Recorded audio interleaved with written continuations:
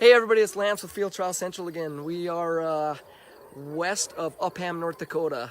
Again, we are on the grounds with Dan Dimambro and Brian Gingrich's summer camp, but we're going to catch up with Dan Dimambro. So everything's been going good. We appreciate everybody's following. So we're going to interview Dan Dimambro and get his report from his early beings at the summer camp. I think they've been out running a couple days on wild birds. So without further ado, here's Dan Dimambro. Hey Dan, welcome back to North Dakota. Hey. So again, similar to all the other interviews, we just want to, get some information on, why you come to the prairies. How is that so important in your, training process throughout your dogs? Well, two reasons. One, the biggest reason I come here is to put a good pattern on my dogs. Teaches them to run front, teaches them where I'm at on the horse with my voice. The wild birds are number two. There are hundreds and hundreds of training situations that happen on these birds that I can't replicate. The sharp-tail grouse is probably one of my most favorite birds to work on. We have where we can have multiple flushes in a covey. Where, I bring a lot of young dogs up here that are green broke. So, a green broke dog, they make a little mistake and, they get one covey flush. I can make her a correction. I can, usually have 2 or 3 more flushes after that to, help the dog learn that, hey, I better stand here. There's, there could be more birds here. Right. I also think it helps out with the style and intensity on the dogs because they don't know how many birds are there, whether there's one or 14 or 15. This year we've seen the broods are a lot bigger this year than we've had in the past, which is a good thing. Yep.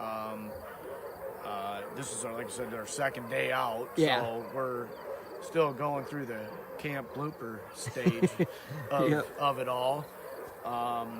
But yeah, the biggest thing I come up here for is to teach a dog to run front. Yep. Just get to the front. They're the different levels of cover I would say that we run in on a brace would be beneficial too. Some dogs might be running in a cut wheat field to an alfalfa field to a CRP field. Yep.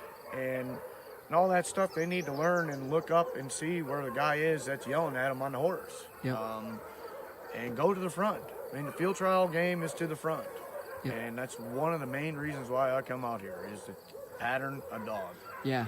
I can't get places where I can just go endless amounts of areas forward, I mean, I don't really have to turn too much here. And, if we have a problem going sideways and backwards, I can fix it here. Yep. So that's one of the main reasons. The wild birds are too. I mean, they're 1 and 2. Yep. I mean, the kind of go hand in wild hand. birds. Yeah, yep. They do. I think it's for younger puppies, it might be a little bit tougher that don't know that there's birds out here yet and stuff like that. But, a derby age on, everything that we do out here is beneficial to them doing better in field trials. Yep. Good. Perfect. So, you certainly know that we, spoke to Brian, on the same grounds. He gave a little bit of a, background on this area and how he came here. But, from yourself, how did you come to land in, Upham, North Dakota? This area, is, within a 30-mile radius. There's so much history for field trials and grounds and trainers. How did you get here? Well, I was invited up by John Steger, and we actually stayed at a place about 1.5 miles north of here. My first year up here, which was 13 years ago. And so it was 13 years ago I was invited up by John, and I fell in love with it. I couldn't replicate what we were doing out here anywhere I went to train a dog. And so, when I came up here, we had, I think, 6 dogs the first year. And I kind of ran out of work to do, There just wasn't enough to do. And when I got enough dogs to come up the second year, I was like, man, I'm hooked. I mean, the birds, just what I could get done on the ground with the dogs, I was hooked. And actually at this spot right here, John was here, I think, in the early 80s at this same camp. Yep. And he stayed here for about 5 years. But we never really left this area. I mean, we've been here. I mean, Yep. it's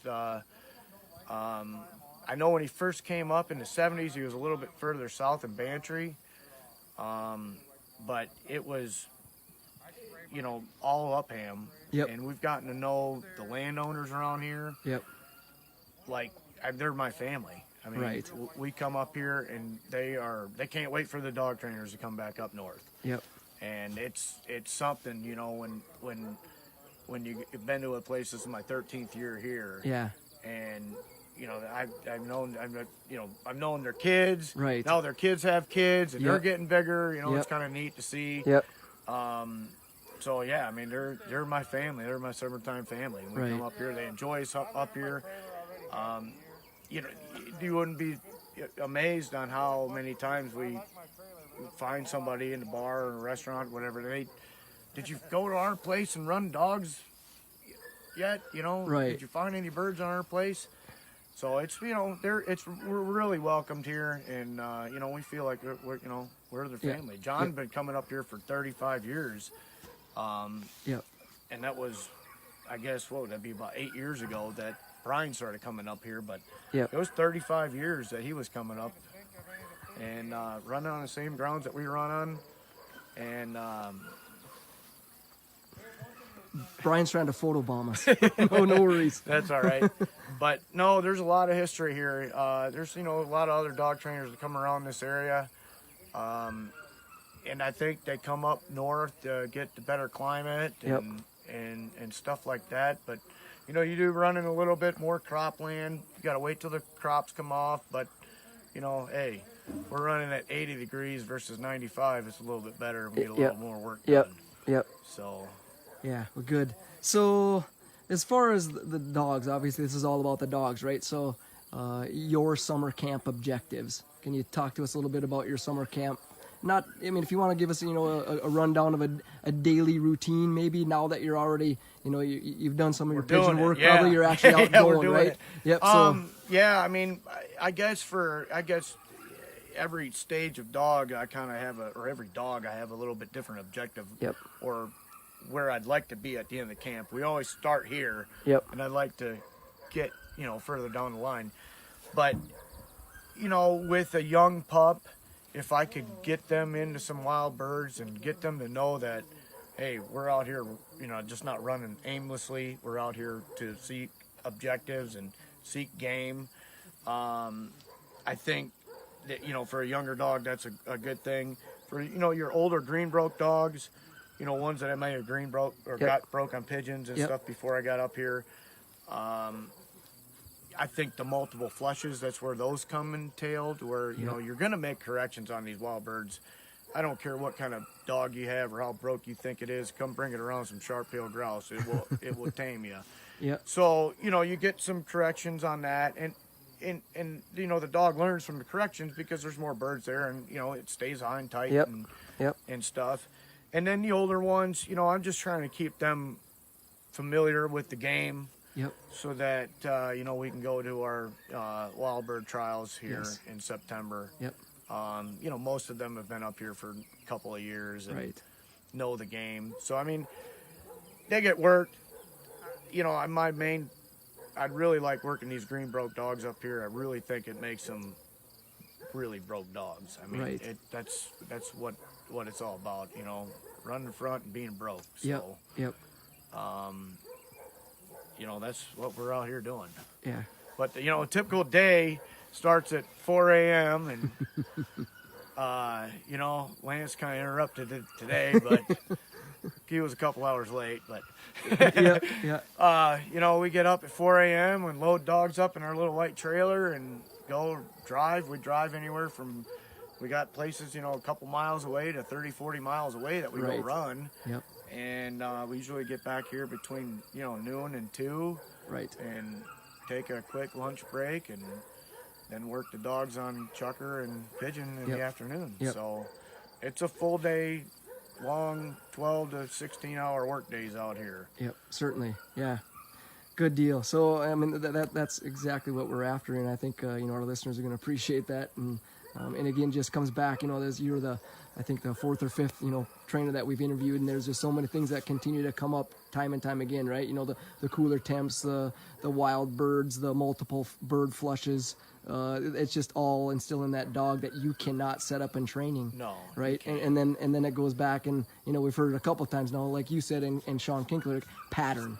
You know, pattern. just the openness out here allows you to get that dog patterned correctly to be able to put it really in any kind of application, whether it's the prairies, the Midwest. Well, it doesn't matter whether the dog's in. Oh, hold on. Maybe a client looking for a dog trainer. It is.